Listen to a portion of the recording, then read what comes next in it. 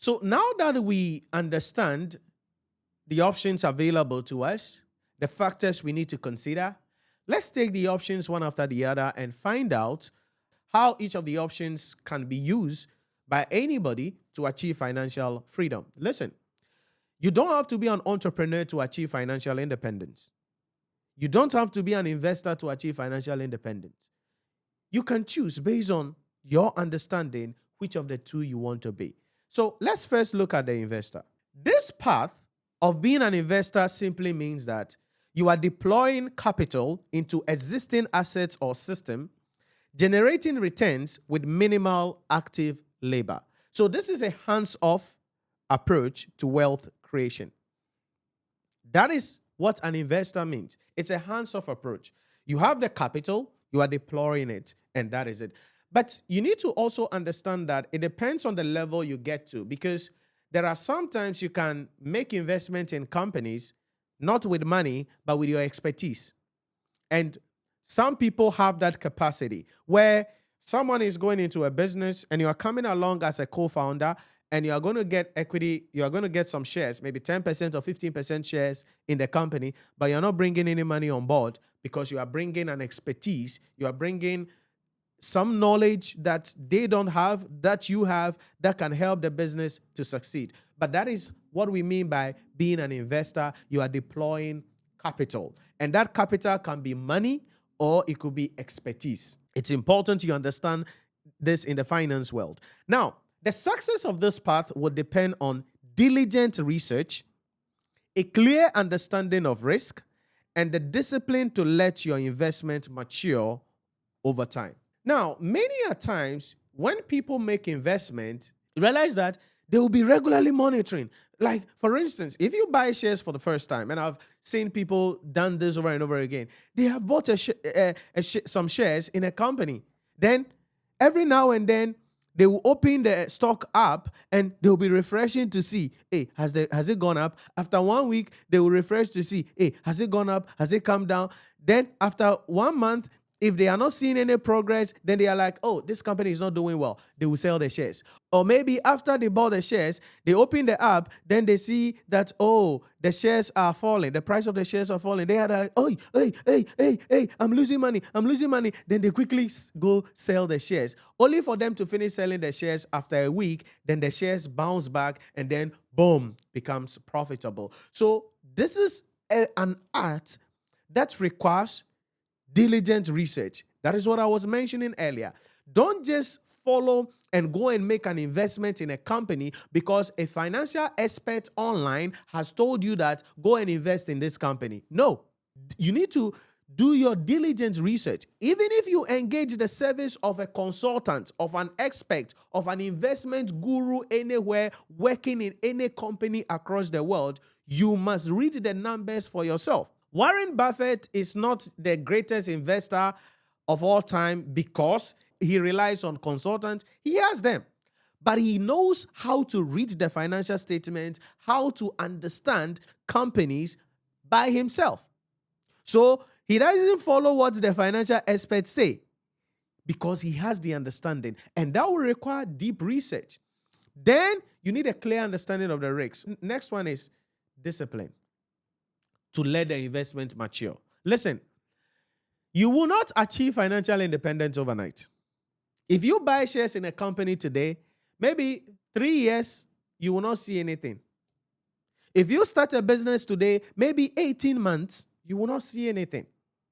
And if you're not careful, you're going to say, oh, what kind of investment is this?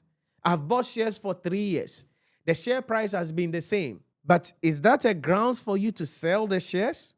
So you need a discipline to allow the shares to mature. So the question then we have to ask ourselves is, if you want to go with a path of an investor, what are the options available? What are some alternatives available? So let's look at 5 key avenues that you can use to let your money work for you. The first one is fixed deposits. This is placing your fund with a bank for a predetermined period at a fixed interest rate. So for baby steps, many people are going to be starting from this place, fixed deposits. But remember what I told you earlier. You are putting the money there for a predetermined period for a fixed or at a fixed interest rate. So if you are putting the money into a fixed deposit and it is supposed to be there for 18 months, and if you put 50,000 there for 18 months, you are going to get 55,600 after 18 months. Then when you made an event, after signing the document and everything, 8 months after that, you go to the bank and say, hey, I want my money. I'm no longer interested in the fixed deposit. Don't be surprised, as I mentioned earlier, if you get below your 50,000 cedis. Then you'll be like, oh, what is this? What is this? I brought 50,000. It's 8 months. I'm supposed to get 5,600. Why wouldn't you prorate it? And then the 8 months interest that has earned, you add it to my 50,000 and give it to me. Now I am going to get even less than my 50,000. It means you didn't understand what you were doing. So now you are paying the price. But fixed deposits is an option available that you can use. The second one is the stock market. This is where you are investing in equity. So acquiring ownership shares in publicly traded companies. So here you become somebody who is investing on the stock market. Remember, if you are going to do this, you don't just follow what people say. Because you go on social media today, you see people, hey, Charlie, you see this company, their shares has gone up 3,000% this year. And if you had invested 1,000 cedis, hey, your money would now have been 10,000 Ghana cedi. Hey, go and buy the shares. Go and buy the shares.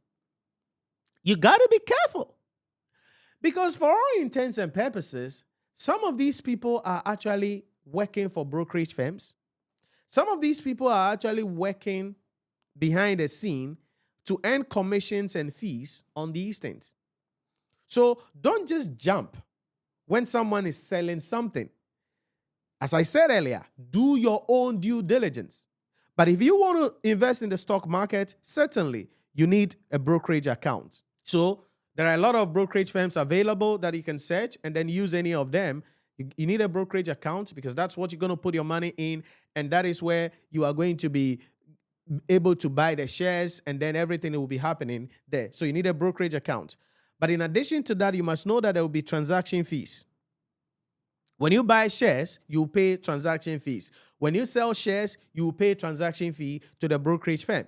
It is important you know how much transaction fee the brokerage firm is charging before you decide to use them. If not, you will end up paying significant amount of money in brokerage and transaction fees. So know that there are transaction fees you are supposed to pay. So understand, get each of them and know their transaction fees. When I'm buying shares, when I'm selling shares, the size of the transaction, what is the percentage I'm supposed to pay in fees, know that. Then tax implication. It's important you understand what is the tax position on the kind of shares that you are going to be buying. If you buy the shares and you sell it, what is the tax implication? How long must you hold a certain class of shares so that if you sell it, there will no longer be any tax implication? You must have an understanding of all of these things. Then the company's performance. Certainly, you have to invest in a company that is profitable, that has positive future outlook, that has good corporate governance, that is having expert management, that is employing or deploying strategies that will enable it to gain sustainable competitive advantage. So what is the performance of the company? And most importantly, is going to be the industry outlook. What industry is the company in? How is the industry? Is it an industry that is growing, maturing, or declining? It is important you know the industry outlook. So this is another option available, investment on the stock market. Please, before you jump and go and buy shares in any company, make sure that you do your research. Don't just follow somebody telling you go and buy shares, go and buy shares, go and buy shares. Then you go and buy the shares. Sit down and follow the blueprint that has been given to you, because that is the only way you can make the right decision. Listen, if you go and buy some shares or make an investment and at the end of the day, it turns out to be a wrong investment, you are the one losing money. You can come on social media and rant around and wail and talk, but you have lost money. And that is not a good thing because you worked hard to make the money. Now you want that money to work for you. And you don't send out your soldiers and not protect them at the end of the day so that your soldiers will die. If not, how will you be able to win the battle and get some returns on their investment? So the stock market is there, but you got to be careful about that. The third one is government bonds. Okay, lending money to the government, treasury bills, in exchange for a periodic interest payment and the return of principal at maturity. So government bonds are there. You can go there. 99.9% of the time, the government bonds are risk-free, right? I'm saying 99.9% of the time because if you lend money to the government, you are sure that the government will pay you. Only that you must understand those unexpected issues that we mentioned. And even in Ghana here, we have experienced that under the previous administration, where after a period of time, our debt was not sustainable. We needed to go to IMF. And because of that, the government has to undertake the debt exchange program. And that was done on the domestic market, and it was also done on the external market as well. But for the most part, it's a risk-free thing.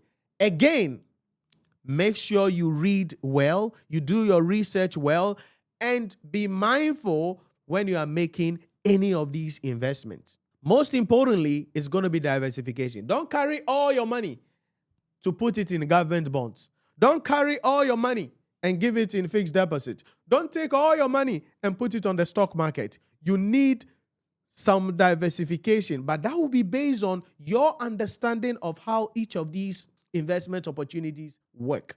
Do not put your eggs in one basket. Number 4 is where you become a venture capitalist or an angel investor. So this one is, instead of going to buy shares in established companies, you are providing an early stage investment in private businesses with high growth potential. And this is where a lot of people make money. Now, before you will get to this level, it means you have some money, like some serious money, and you have some serious network. So this one is not for beginners, okay? Because you need to be in the right room. You need to have the right association to be able to get some of these things. But the idea simply is this. We can practical the idea like this. Like maybe you have a cousin, you have a niece, you have a friend, or you know somebody who has started a business. And they have come to you that, oh, I've started this business. These are the numbers. These are the potential. And then you also sit down and you look at the industry. You look at what the person is doing.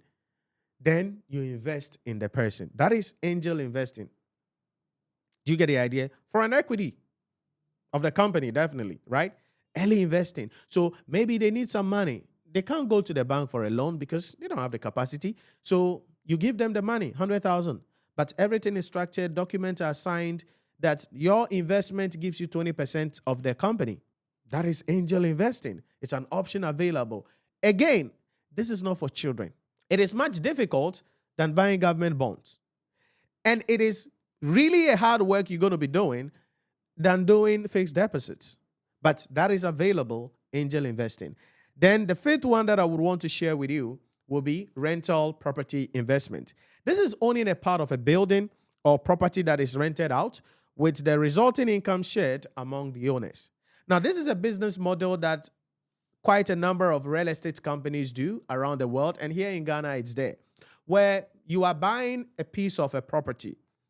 And so it's like a syndicate, right? So what is happening is that a fund is established and then people buy into the fund, and then that money is used to acquire a rental property, and it's going to be rented out. It could be a hotel, it could be an Airbnb, and the money that is going to be coming there, it's going to be shared among the people who put money into the pool. That is rental property investments available. So it's an alternative that you can look at.